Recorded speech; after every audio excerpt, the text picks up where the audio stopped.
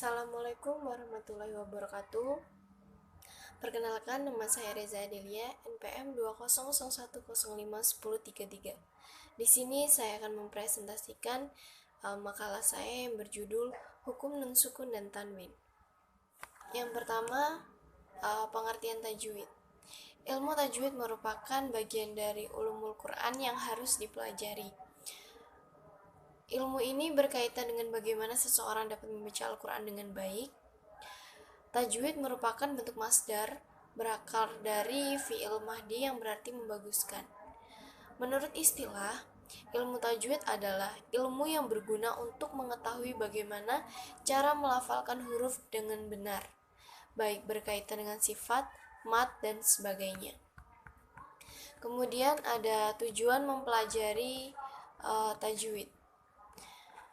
Mempelajari tajwid memiliki tujuan agar pembaca dapat melafalkan huruf-huruf hijaiyah dengan benar, yang disesuaikan dengan makhraj dan sifatnya, agar dapat menjaga kemurnian Al-Quran melalui tata cara membaca Al-Quran dengan benar. Kemudian agar tidak terjadi kesalahan dalam membaca yang mengakibatkan salah arti. Dari tujuan tersebut, proses pembelajaran mengajar ilmu tajwid harus mempunyai kiat tersendiri untuk memenuhi tujuan yang diinginkan. Kiat yang dimaksudkan seperti guru dan siswa dalam proses belajar mengajar. Kemudian ada hukum mempelajari tajwid. Hukum mempelajari ilmu tajwid adalah fardu kifayah atau wajib representatif, yaitu kewajiban yang boleh diwakilkan oleh sebagian orang muslim saja.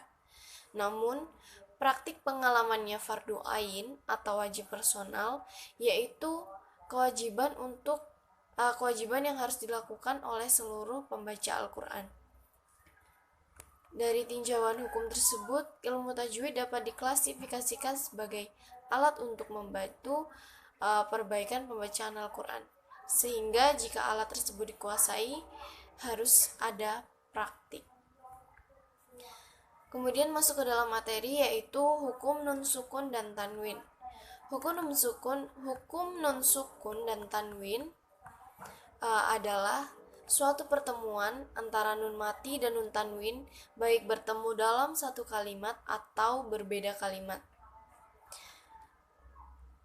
Namun ada pengecualiannya untuk tanwin, karena tidak ada tanwin yang bertemu dengan satu kalimat pada salah satu hukum nun mati, yaitu izhar. Hukum nun sukun dan tanwin merupakan dasar belajar tajwid yang penting untuk dipelajari.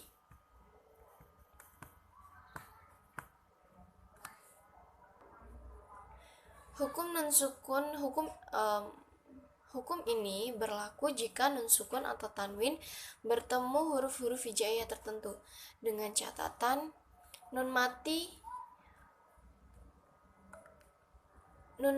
berarti nun yang disukun. Tanwin terdiri dari 3 harokat, yaitu fathah tanwin, kasroh tanwin, dan dhammah tanwin. Kemudian ada macam-macam nun sukun dan tanwin. Ada 5. Antara lain izhar halki, idgham bigunah, idgham bila gunah, iqlab, dan ikhfa hakiki. Yang pertama, izhar halki. Izhar artinya jelas.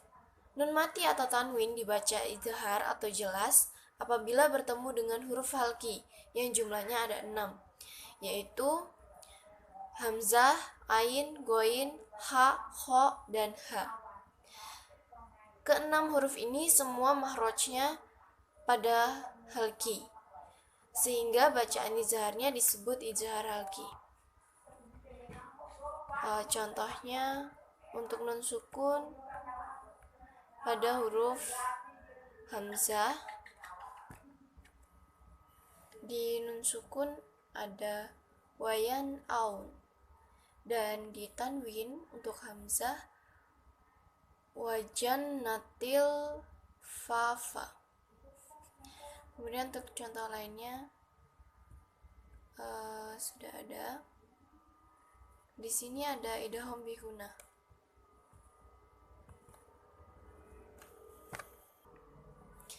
Idgham bihuna adalah membunyikan nun mati atau tanwin dengan memasukkannya pada huruf sesudahnya dan dibaca dengan mendengung. Idgham bihuna terjadi bila nun mati atau tanwin bertemu dengan huruf ya, nun, mim, waw. Contohnya untuk ya pada nun sukun ada la yaqdir. Kemudian pada nun mati hoiroyyaroh. Kemudian selanjutnya ada idgham bila gunah. Idgham bila gunah adalah membunyikan nun mati atau tanwin dengan memasukkannya pada huruf sesudahnya dan dibaca tanpa mendengung. Jadi bacaan nun mati atau tanwin hilang dan lebur dengan huruf sesudahnya dan mentasjidkannya. Idgham bila gunah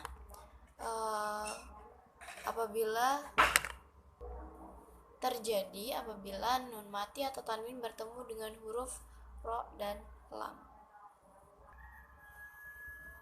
Contoh untuk huruf ro pada nun sukun yaitu min rabbi rohim, pada tanwin ro'ufur rohim.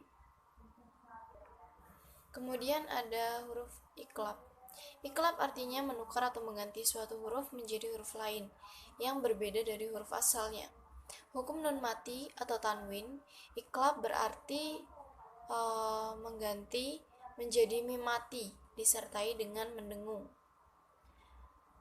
Nun mati atau tanwin apabila bertemu dengan huruf ba, cara membacanya ialah mengganti huruf nun mati atau tanwin menjadi huruf mim mati disertai dengung. Contohnya untuk nun sukun yambuan. Kemudian untuk tanwin sami'um basyir. Yang terakhir adalah ikfa hakiki. Ikfa artinya menyamarkan.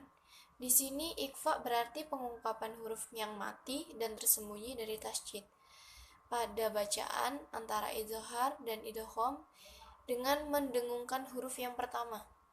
Nun mati atau tanwin dibaca ikfa apabila bertemu dengan semua huruf hijaiyah selain huruf-huruf izhar, idgham, dan iklab. Jumlah huruf ikfa ada 15. Antara lain ta, sa, jim, zal, zai, sin, shin. Shad, do, to, do, fa, kof, dan kaf. Untuk contoh, salah satunya saya ambil huruf kof. Untuk nun sukun ada min qablina. Kemudian di tanwin kutubun qayyimah. Sekian presentasi dari makalah saya. Saya akhiri. Wassalamualaikum warahmatullahi wabarakatuh.